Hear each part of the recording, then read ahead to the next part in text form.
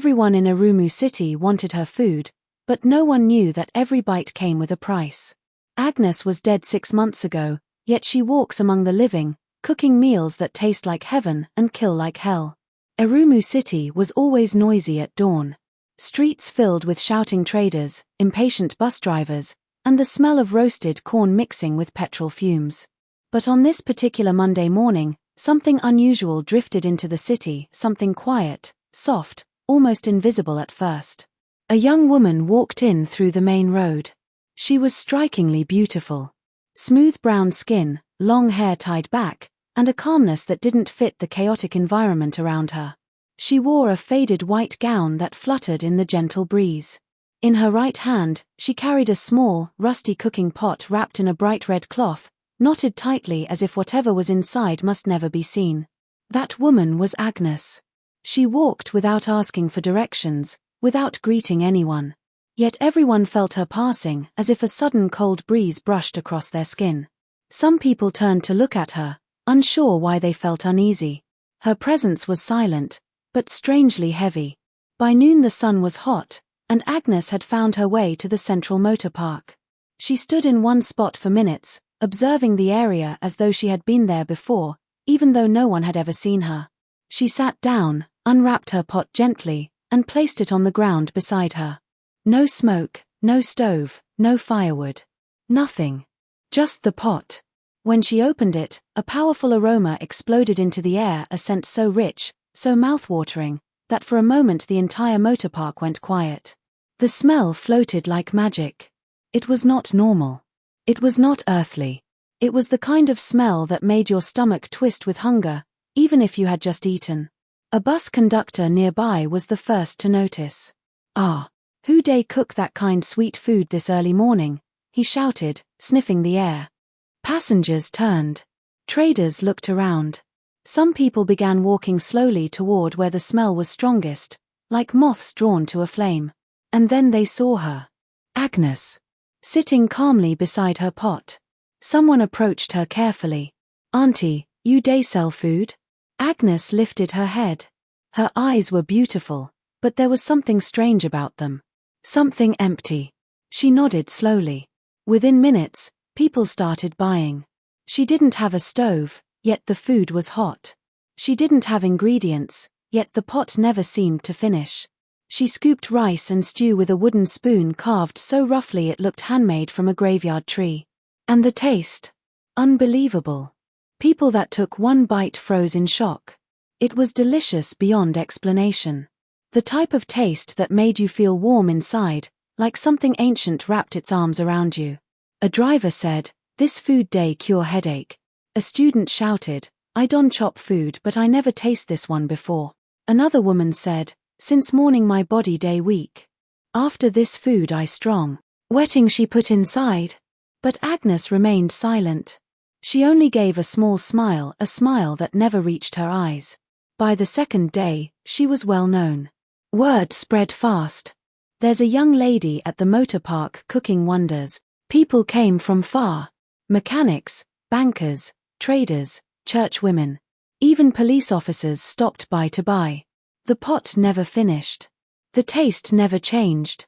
The aroma never reduced. At night, when the crowd died down, Agnes stayed alone by her pot. Street sweepers passing by claimed they heard strange sounds, as if whispers came from inside the pot. Some said they heard distant crying. Some said they heard someone calling their name. But whenever they looked, Agnes was sitting quietly, staring at her pot like she was guarding something inside. A woman selling oranges began to suspect something. Every night, she saw Agnes sitting there. No house. No friends. No place to sleep. Her food was always fresh and hot. "This girl no day sleep. She no day cook." "How?" the woman murmured one night. But fear kept her from asking questions. By the end of the week, Agnes was the biggest attraction in Erumu City. People rushed to her before going to work. Some even carried takeaway plates for family members. Yet no one knew who she was, where she came from, or what exactly she cooked. Some said she must be a chef sent by God. Others joked that she used juju. But deep down, A few people whispered something else entirely. There's something not normal about that girl. Especially because her shadow never matched her body. Sometimes it moved too slowly behind her.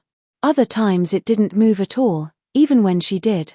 No one noticed, until the wrong person arrived. It happened on the second Monday. A heavy rainstorm had turned the sky dark and cold. Despite the weather, Agnes cooked as usual. People stood shivering in line, waiting for a plate of her magical food. A long-distance bus pulled into the station, splashing muddy rainwater. One of the passengers stepped down, a middle-aged woman carrying a big nylon bag. Her name was Teresa. She lived in Lamy Town but once lived in Erumu City, far away from Erumu. She was looking for someone to buy her goods, but the moment the smell of Agnes's food hit her nose, she stopped. Her eyes widened. Her forehead tightened. Something felt too familiar. She followed the scent, and when she reached the front of the line, her entire body froze. Her hands trembled. Her lips parted. Her bag fell from her hand into the mud. She pointed with shaking fingers. "You," she whispered. "Agnes." Agnes looked up slowly. Her expression didn't change. But her eyes, something dark flickered in them. Teresa's voice broke. You died. 6 months ago. In Oguta. They buried you. I was at your funeral." People in line turned in shock. "What is this woman saying? Who bury who? Madam, I beg no disturb us. We day hungry." But Teresa didn't blink. Her eyes were locked on Agnes. "I was there. We all saw your body, and your pot wrapped in that same red cloth." A cold wind rushed through the park. Umbrellas shook. Children cried. The atmosphere changed, heavy, thick, and frightening. Agnes slowly stood up. She didn't deny it. She didn't speak. She simply looked at Teresa with a smile that stretched unnaturally, too wide, too long. The spoon in her hand dropped. It hit the ground loudly. People felt the air around them turn ice cold. Even the rain suddenly grew quiet, as if the world paused. Then, Agnes disappeared. Right in front of everyone. Not running. Not hiding. Just vanished. Her pot rolled on the wet ground, turning upside down. A dark, thick, reddish-black liquid poured out, a smell of rot, smoke, blood, and something unexplainable. The crowd screamed. People ran. Children fainted. Teresa collapsed on her knees, shaking violently, and from the empty space where Agnes once stood, a faint whisper echoed, chilling everyone to the bone. "I will feed you again." The news of Agnes's disappearance spread through Erumu City like wildfire. Before nightfall, everyone had heard the story, how a woman pointed at Agnes and called her a dead person, and how Agnes vanished right before their eyes, leaving only a pot of thick, blood-smelling liquid. By the time the sun set, the entire city was trembling with fear. That night, the rain refused to stop. The sound of thunder rolled over rooftops as if the sky itself knew something evil was walking among the living. They wanted answers. One of them asked quietly, "Auntie, who exactly was that girl?"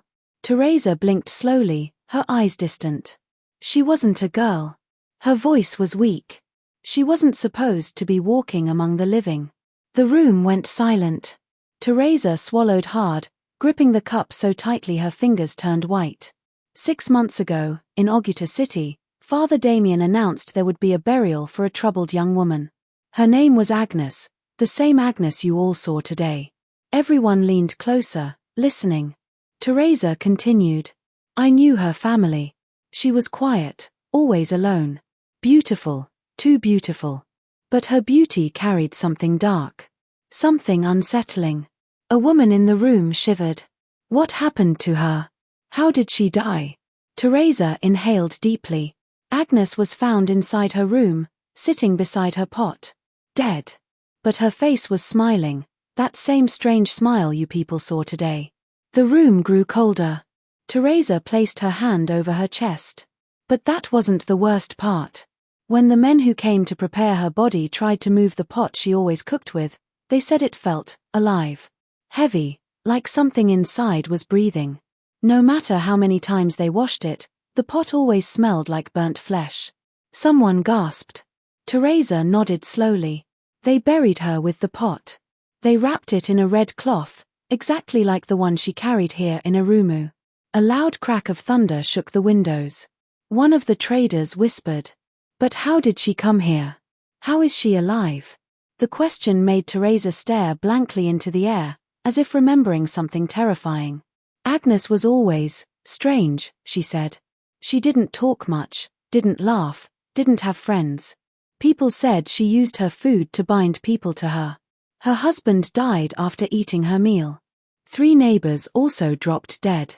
They said she poisoned them, but the doctor never found anything in their stomachs. The traders exchanged fearful glances. Teresa's voice dropped. Silence filled the room. Thunder echoed again, as if agreeing. Outside, the rain poured harder.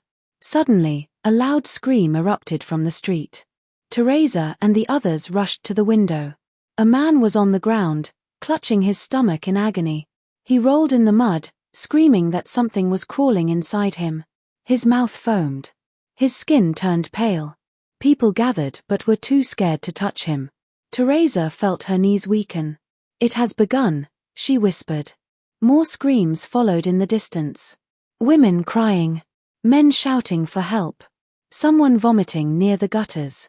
All around the city, people who had eaten Agnes's food earlier that day were suddenly falling sick. Some staggered into the streets holding their stomachs. Others collapsed inside their homes. A strange wind blew through the air, dry, cold, unnatural even though the rain was still falling. Teresa clutched the railing. Her voice trembled. When Agnes vanished, she didn't leave. She only returned to where she feeds best. The others stared at her in confusion. Teresa's lips quivered. She feeds on those who crave her food. Her disappearing act wasn't escape, it was transformation. She's still here. Her spirit is walking around the city, watching her customers.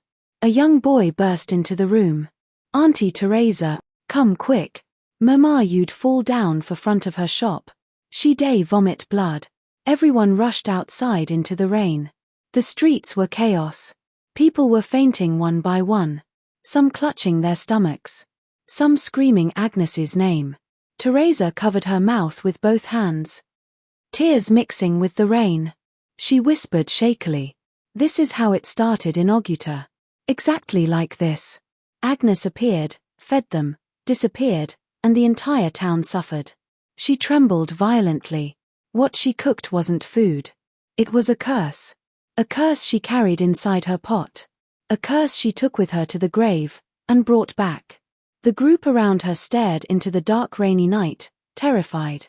A strange sound floated through the air, a soft clanging, like a wooden spoon hitting the inside of a metal pot. Clang, clang, clang. Slow, steady, haunting. The entire street fell silent. People looked around, their hearts pounding. The sound grew louder. Clang, clang, clang. Teresa's eyes widened with terror. "That's her," she whispered. "That's Agnes. She's looking for the next person to feed." A lightning flash illuminated the street. For a split second, everyone swore they saw a female silhouette standing far away, holding something round and wrapped in a red cloth. When the darkness returned, the silhouette was gone. But the spoon continued to clang, the haunting sound echoing through the wet, terrified city.